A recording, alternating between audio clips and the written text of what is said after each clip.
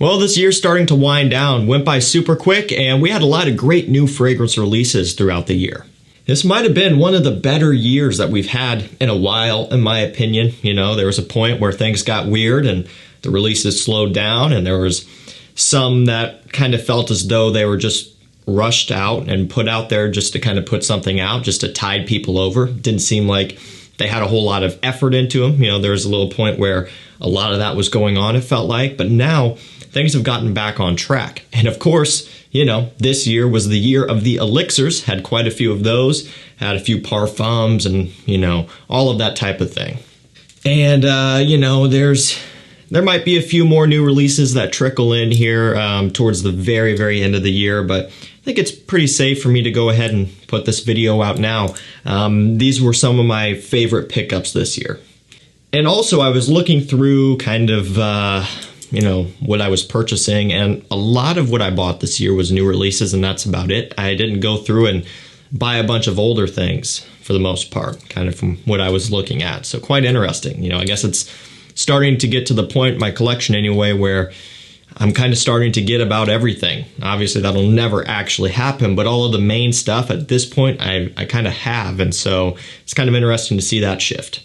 So I'll link all of these new releases down below. The good news is a lot of these have popped up on discounters really quick, and that's another thing that is different about this year and kind of last year as well. The new releases are hitting discounters a lot quicker. So for a lot of these, you can get them at below retail pricing now. And for ones that are a little bit rare in terms of not being in stock on discounters all the time, you know, they kind of pop up randomly, I do send out email and text notifications for that, and along with any other rare fragrance, hard to find stuff, discontinued stuff, if you want to jump on those lists down below. All right, let's get things kicked off with, to me, a very obvious one, Male Elixir. Yes, an elixir, of course. You guys know it's just going to continue on from this point. Sauvage Elixir started it, and down the rabbit hole we go. This is a really good one. It's got tonka bean, has honey and tobacco. There's a little bit of lavender and vanilla in here as well. And so kind of the way I describe this one is it ties in pretty closely to Le Male Les Parfums, which is a really good release. That vanilla, lavender, kind of tonka bean combo is that was used quite a bit in Le Male Elixir, is utilized here, of course, and then with the addition of the honey and tobacco, which gives it a little bit more of a premium, smooth, kind of expensive and high-end smell.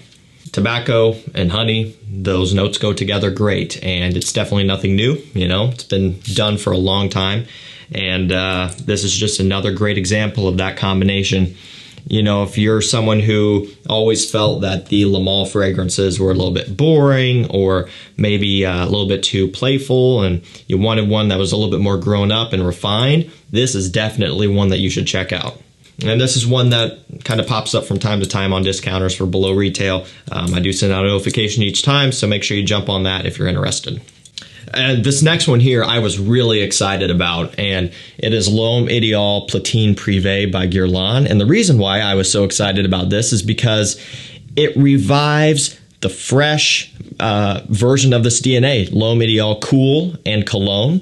That's essentially what this is. It doesn't have the mintiness that Cool had. This is more in line with the Cologne version. So you still get that almond and all of that, but it's a little bit lighter, brighter, fresher, easier to wear, more versatile, and well suited for the warmer times of the year. This is an absolute beauty of a scent, and I'm sure most of you know, of course, that L'Homme Ideal Cool and Cologne are discontinued and have been for a while, and so having this again for a little while is definitely something I was looking forward to.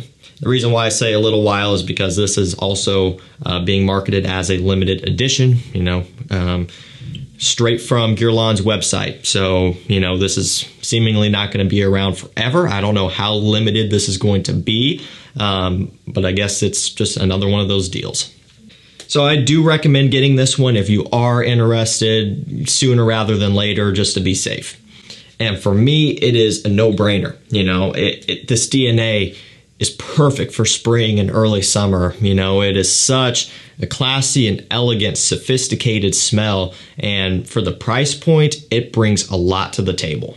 So if you're someone who has missed out on Cologne and Cool and you want that fresher DNA, this is it right here. Next up, we have Boss Bottled Elixir, yet another one, I've got to say this is really good, and I'll also say that I wasn't super looking forward to this one. And it's not that I don't like the Boss Bottled scents, because I do, but their flankers, at least the past few releases, have been fine. They haven't been outstanding to me. That's just kind of where I've been at on it. However, this one here is phenomenal. This might be one of their best works yet. I would kind of say that this could be potentially as iconic as something like Boss Bottled Intense eventually. Well, actually, probably not in terms of the masses, but in terms of the community, I think it could be. The reason why I say that is because this one's smoky, it's kind of resinous, it's heavy, it's a little bit woody as well, kind of a patchouli, creamy, ambery. It's a little bit more unique and specific, more for the enthusiast. So I think it's not going to do as well outside of the community, but within the community, I think this is something that a lot of people could appreciate. Even if you're someone who hates flankers, you hate elixirs, you hate all of that stuff, if you take all of that and you put it aside and you just focus on the scent itself, this could be really impressive. Great stuff here. Going to be perfect for winter time, fall and winter, just cooler weather in general. It's got good performance. Definitely one that I recommend you check out. Next up, we have Carolina Herrera CH Pasión. Now this one, it's all about the iris. Get some woods in here as well. Has a little bit of that kind of chocolatey iris deal going on. This is impressive. It's another thing where, going into it, I was excited, but I also didn't have my hopes set super high, just because you can only kind of judge so much based off a note breakdown. And I saw the iris there, but I'm thinking, okay, is it going to be prominent? Is it just kind of a filler note? Is it for marketing and it's not going to have any of it at all? And got this one in, tried it. It was the first impressions, I'm sure. You can watch my initial reaction, but immediately I was like, yeah, this is great. They are onto something here. And, for me, I'm biased because I love iris fragrances. And so whenever it's utilized to a pretty forward extent, then I'm probably going to like it. And if you're someone who doesn't like iris, then it makes sense that this is not going to be for you. But for me, this is amazing stuff. And it's not redundant, even if you own all of the other ones. The Dior, Givenchy, Valentino, all of those big heavy hitter are sweet iris scents, and Prada L'Homme, right? The fresher one there, soapy. Even if you own all of those, this still has found a way to stand out and differentiate itself. And I think that's quite impressive. And so just because it's not redundant, does that mean that everybody needs to go out and rush out and get this? Not necessarily. I think for a lot of people, if you do have your bases covered with those iris scents, this might not be something you have to have. It's just going to depend on where you're at in terms of your collection and what you're looking for. But if you are someone who is an iris connoisseur and you love how it smells like I do, this is worth at least sampling and trying. It might even be something that you end up liking more than some of those others, and then you could swap some bottles around, sell them off, trade them, and have this one as kind of your main one. You just never know. Gucci Guilty Elixir Parfum. Oh boy, another elixir. So this one really caught me off guard. Another one I did a video on already. And as soon as I sprayed it and I tried it for the first time, it immediately reminded me of something. And it's one of those deals where it can almost frustrate you because it's so familiar, and you're like, what is that? It's like right there, but you can't figure it out. I figured it out not too long after. Reminds me a bit of Reflection Man. More so Reflection 45 Extrait, because that one is heavier and stronger, but it has that white floral DNA, and the note breakdown kind of does add to that as well. The white florals, the fresh notes, a little bit of citrus in here, kind of goes in that ballpark. Now, I do find this to be, a little bit more slightly woody and heavy and I don't know, it has a little bit more of a kind of a mature feel to it in a different type of way than Reflection Man. I think it's mostly just because it's not quite as bright as the original. And again, I think it is more similar to the Extrait, which is much more expensive. With all of that being said, I do enjoy this one a lot. You know, even though it is similar, it's a DNA that I think works really well. It's going to be much more affordable than Reflection 45 Extrait, although this is still not cheap either. You know, it's closer to $200 at retail, and this is a, what is this, 60 ml.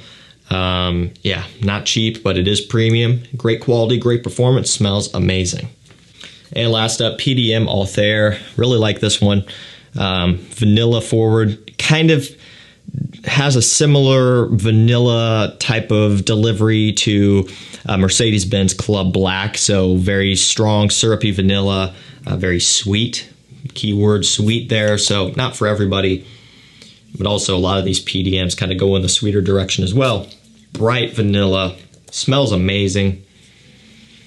Oh man, forgot how good that opening is. I'm gonna smell it one more time. There's something very specific about that opening. There's a little detail there that I can't quite describe, but it's got just a little bit of a bright kick. A little bit of a bright kick, some nice texture, a little bit of a slightly spicy kick as well. A really, really nice opening and great dry down as well. You know, this might not be super exciting for everybody, but for me, I really like it because I'm a big fan of vanilla scents. And this is another thing where it's just going to work. It's going to smell great to so many people.